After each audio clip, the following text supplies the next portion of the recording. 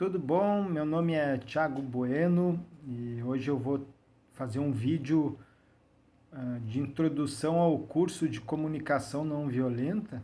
É um curso de formação, na verdade, para pessoas que queiram facilitar encontros de comunicação não violenta, onde a gente começa agora em fevereiro, no dia 17, e vai até dezembro. Estudar dois livros, que é o Comunicação Não Violenta, do Marshall Rosenberg, e um outro dele também, que se chama Vivendo a Comunicação Não Violenta. E aí eu queria falar um pouco a respeito do primeiro capítulo, que se chama Do Fundo do Coração, o cerne da comunicação não violenta. E começar dizendo que o autor ele se baseia. Isso aí não é ele que. Ele não diz nesse livro explicitamente, mas no segundo livro, que é Vivendo a Comunicação Não Violenta, ele traz uma questão que é: ele se encontrava insatisfeito com o trabalho que realizava dentro da abordagem da psicanálise. E aí ele começa a ler os trabalhos de Carl Rogers e também de Abraham Maslow, e aí começa a desenvolver o seu pensamento por esse viés, que é a psicologia humanista. Então o trabalho do Marshall Rosenberg ele é todo embasado no trabalho desses dois autores, Carl Rogers e Abraham Maslow. Ele não deixa isso claro nos livros dele. Mas se você for lá ler esses autores, você vai descobrir de onde ele tirou as ideias dele. É claro que ele traz outros autores, mas a base está em cima da psicologia humanista e do trabalho desses dois autores que eu falei. Nesse primeiro capítulo, ele vai trazer os elementos, vai apresentar os elementos da comunicação não violenta, que, em outras palavras, nos levam a conseguir expressar o nosso ser em áreas que normalmente não são utilizadas na nossa linguagem comum, cotidiana, que a gente aprendeu na nossa cultura. E que lugares do nosso ser seriam esses que não são expressados e que esse autor, então, ele baliza, estrutura a linguagem da comunicação não violenta. Nós podemos dizer que, através da comunicação não violenta, o autor indica para a gente conseguir falar, por exemplo, dos nossos sentimentos. Tá, mas por que isso aí é diferente? Tem tanta gente que fala dos sentimentos. A diferença, tá, é que ele estrutura isso de uma maneira que é muito pedagógica. Então esse é um ponto bastante alto assim no trabalho dele. Ele estrutura isso de tal maneira que uma pessoa leiga que não tenha conhecimento da área, ela possa se apropriar disso.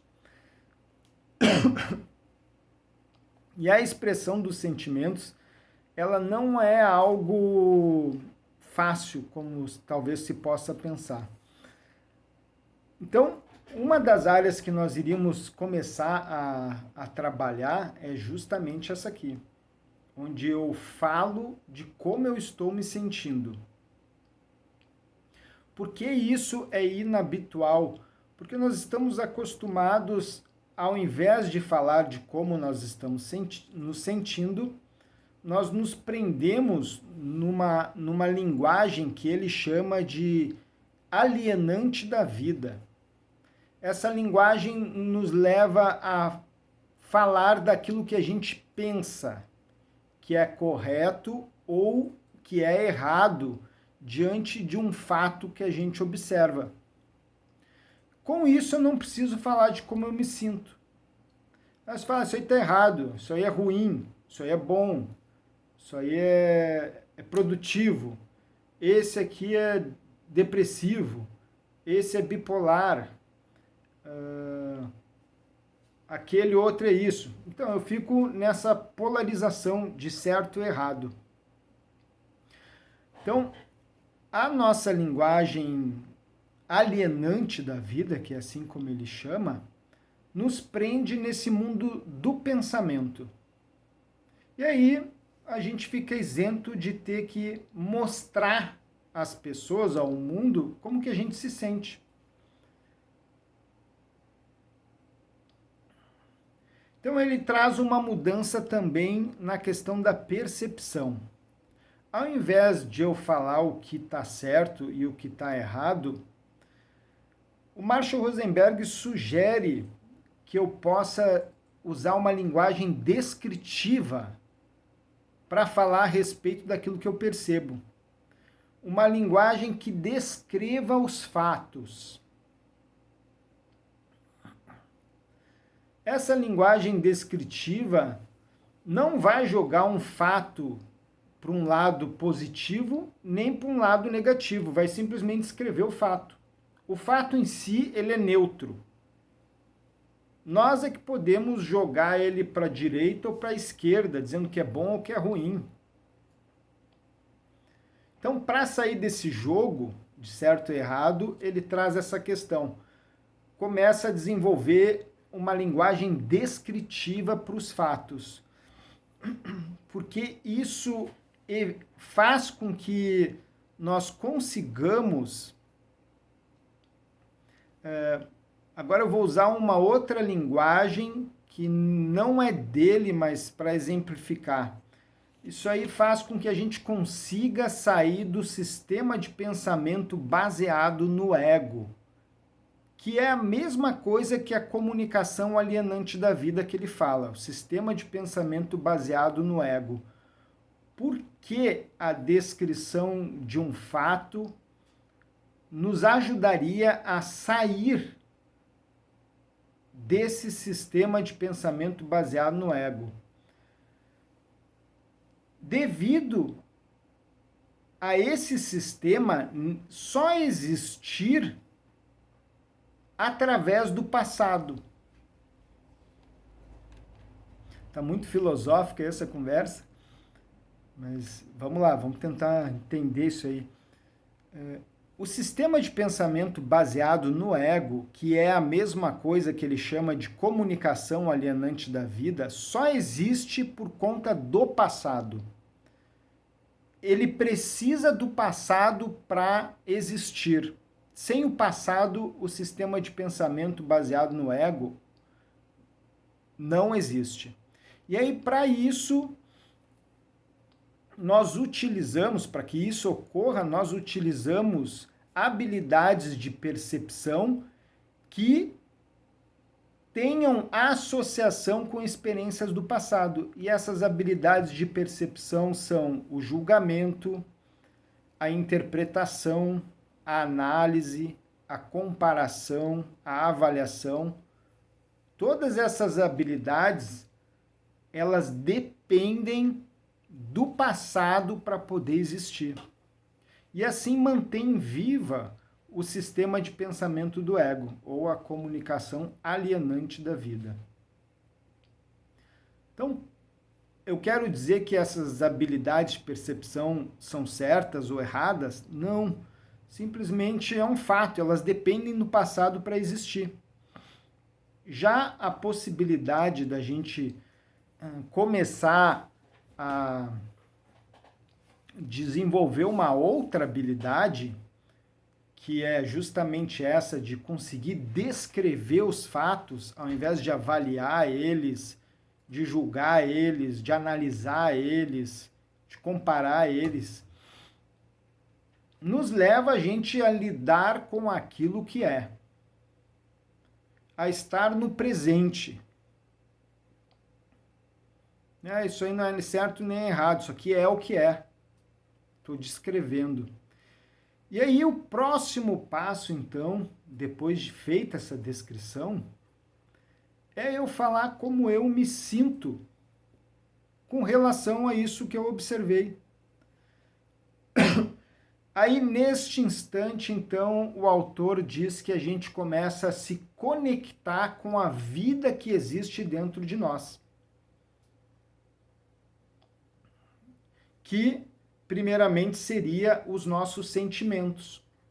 Como que eu me sinto? Eu expresso como eu me sinto, sem também qualquer tipo de julgamento se esse sentimento é bom ou ruim. Não existe isso. Simplesmente é um direito de todo ser humano poder falar de como se sente. É claro que expressar como se sente requer também um aprendizado que a gente não teve.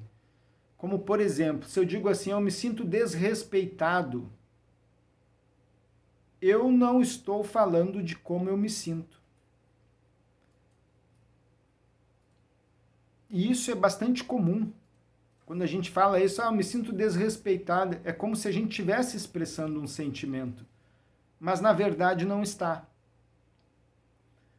Nós estamos sim expressando a interpretação que nós fazemos do comportamento de outra pessoa. Eu interpretei a tua atitude como um desrespeito à minha pessoa. Aí sim, eu estou falando, eu interpretei a tua atitude como um desrespeito à minha pessoa. Estou falando da minha interpretação, não do meu sentimento. Agora, como eu me sinto com relação a essa minha interpretação, me sinto com raiva, por exemplo. Então, eu não estava me sentindo desrespeitado. Eu estava me sentindo com raiva porque eu interpretei a tua atitude como um desrespeito. Nesse ponto, a pessoa está assumindo a responsabilidade pelos seus sentimentos, porque ela localiza a causa desses sentimentos na própria interpretação que faz da atitude da outra pessoa. Não quer dizer que tu me desrespeitou. Quer dizer que eu estou com raiva porque eu interpretei, eu pensei a respeito que isso foi um desrespeito. E esse é o meu direito de falar. Não estou botando a responsabilidade na outra pessoa, nem culpando ela. Estou falando de como eu estou me sentindo e descrevendo o que está passando na minha cabeça. É muito diferente de eu falar isso, você me desrespeitou, ou eu fui desrespeitado. Então, primeiramente, a gente vai aprendendo a discernir também, ou distinguir o que é sentimento e o que não é. Bom, feito isso, falei do meu sentimento. Agora, o autor nos pede que a gente dê um passo mais profundo para dentro de nós mesmos. É um passo nas profundezas do nosso ser. É como se a gente fizesse um processo de interiorização através da linguagem.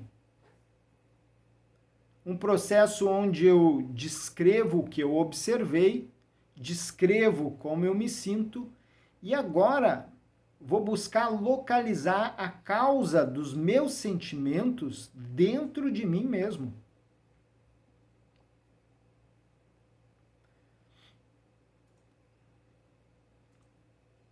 Numa zona que ele chama de zona das necessidades, e aí entra o trabalho de Abraham Maslow, porque foi ele que trouxe para o conhecimento público a teoria da motivação humana, que estaria nas necessidades. Então, Marshall ele se baseia nesse trabalho. Então, aí eu vou para um lugar mais profundo dentro de mim que a gente pode chamar, ou melhor, colocar essa zona das necessidades no nosso umbigo, no abdômen.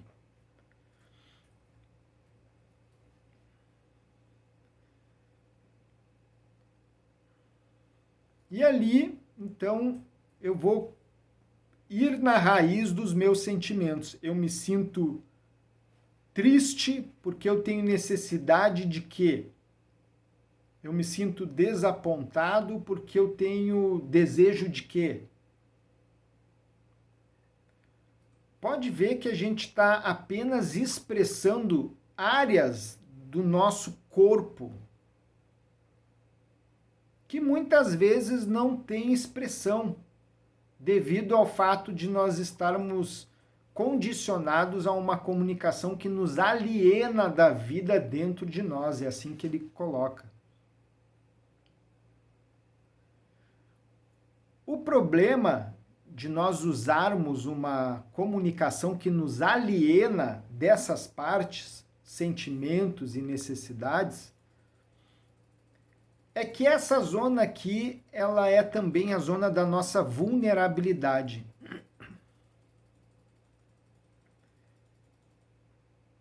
E o fato de nós não expressarmos ela, não falarmos sobre o que está acontecendo dentro de nós, primeiro, a gente perde nossa autenticidade. Segundo, a gente perde nossa espontaneidade. Terceiro, a gente protege essa zona. E quando essa zona de vulnerabilidade é protegida, ela se torna mais forte. Ela começa a ter poder sobre nós. Muitos dos nossos comportamentos e atitudes passam a ser dirigidos pelo inconsciente. Por aquilo que está escondido na nossa escuridão, que não é nada de ruim. Por exemplo, o medo que mora na nossa escuridão não é ruim nem mal. Pode significar uma parte dentro de nós que, por ter sido original, ela foi muito violentada, rejeitada, expulsa e que se retirou para a escuridão. Não quer mais vir para a luz, porque luz para ela está associada à violência. Ela prefere ficar na solidão da escuridão. Ela sofre lá, sofre. Mas talvez o sofrimento que ela tenha tido, quando veio à luz e apresentou sua originalidade ao mundo, foi muito maior. Então ela prefere ficar na escuridão. Só que ela também quer receber amor. Então, se a gente olha para a escuridão, para esses sentimentos que estão enterrados dentro de nós e que são a causa da maior parte dos nossos problemas, se a gente olha para eles com julgamento, com avaliação, a tendência deles é se esconder mais ainda, se sentindo mais ainda rejeitados, não bem-vindos, não aceitos. E aí, com isso, eles passam a agir a partir da escuridão. É comum a gente ouvir pessoas falarem que talvez tenham problemas com auto-boicote, coisa e tal, que é uma palavra que eu não gosto muito. Mas é comum a gente ouvir falar, né? Ah, eu tenho uma tendência a me auto-boicotar. Conscientemente a pessoa não quer se boicotar, mas inconscientemente acontece isso. São justamente essas partes feridas que são rejeitadas, julgadas dentro de nós, que agem ali. E elas agem atrás de amor. Só que elas podem criar estratégias distorcidas para conseguir esse amor. Criar defesas para se proteger. Para não brilhar, para não se expor. Então, falar a respeito da nossa vulnerabilidade, que é essa zona dos sentimentos e das necessidades, faz com que a gente recupere a autenticidade, a espontaneidade.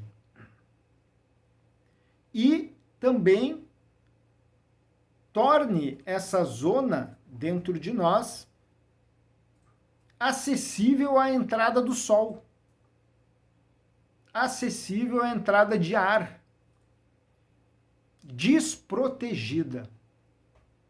Quanto mais desprotegida ela fica, mais transparente fica dentro de nós também os processos inconscientes. E quando eles ficam transparentes, eles podem ser mudados, se assim a gente quiser. Porque eles perdem a força sobre nós.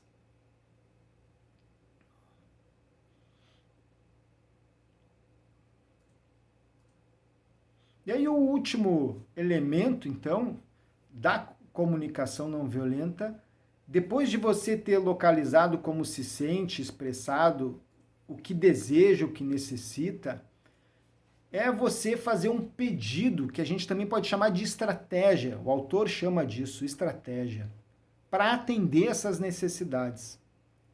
Então eu vou trazer um exemplo aqui de uma comunicação interna que pode ser feita com base em um fato. Vamos ver.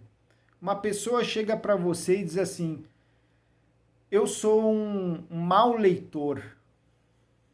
Eu sou um mau leitor. E aí você pergunta para ela: o que aconteceu? Ah, eu acabei de ler um texto e não consigo lembrar de uma só palavra. Então esse é o fato. Quando eu observo que eu leio um texto e não consigo falar a respeito do texto, lembrar de alguma coisa dele, esse é o fato. Li um texto, não consigo lembrar de nada do que eu li.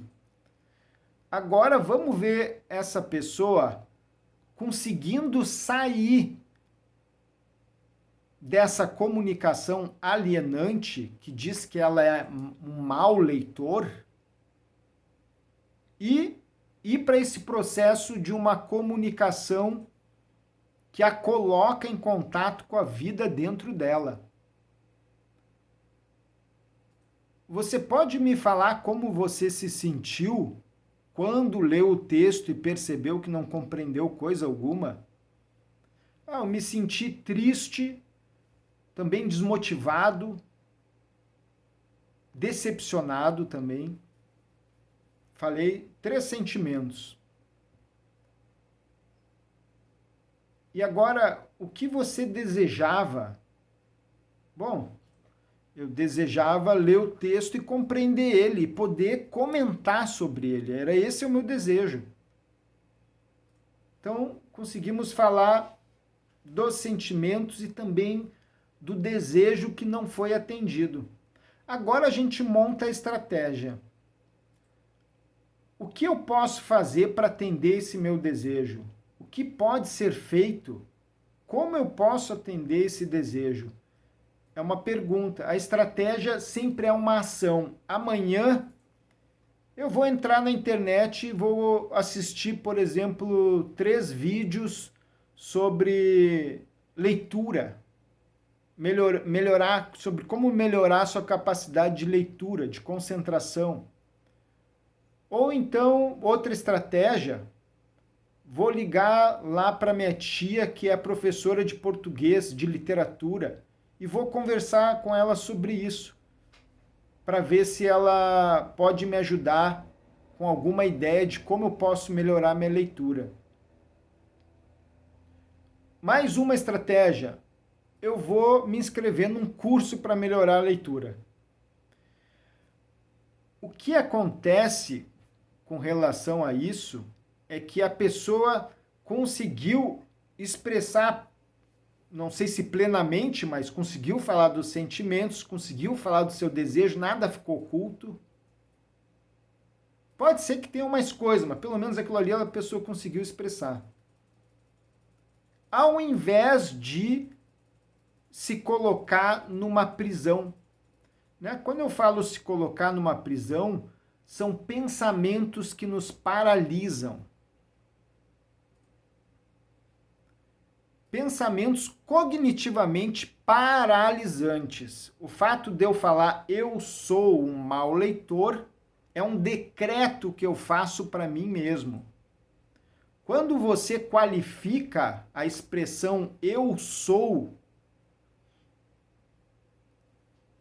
você está decretando algo para a sua vida que é autossustentável, porque essa afirmação ela tem um poder muito grande. O eu sou, em algumas literaturas, vão te dizer que é Deus em ação dentro de você. Seja lá a forma como você entenda isso. Mas significa que essa expressão ela tem uma chave de criação na sua realidade. Tudo que você qualificar, o eu sou, vai ser materializado na vida. Por isso que esse pensamento, eu sou um mau leitor, é uma prisão que está sendo autocriada. É um pensamento paralisante. Cognitivamente ele paralisa a pessoa, porque ela não consegue expressar a vida dentro dela. Fica presa naquele conceito ali. E, na verdade, não tem nada a ver com isso, como a gente pôde ver. O que estava acontecendo é que a pessoa estava decepcionada e triste, desmotivada, porque ela tinha um desejo que não estava sendo atendido. Todo ser humano passa por isso. E podemos montar uma estratégia, ou ela cria algumas estratégias para atender a própria necessidade. Aí ela sai da paralisação, entra num processo fecundo e criativo. Então, beleza, vamos parar por aqui. Esse é o primeiro vídeo, então, que eu estou fazendo para essa formação de facilitadores em comunicação não violenta. Vai começar no dia 17 de fevereiro agora, é online. Aí, caso você queira também se inscrever, ainda dá tempo. Até breve.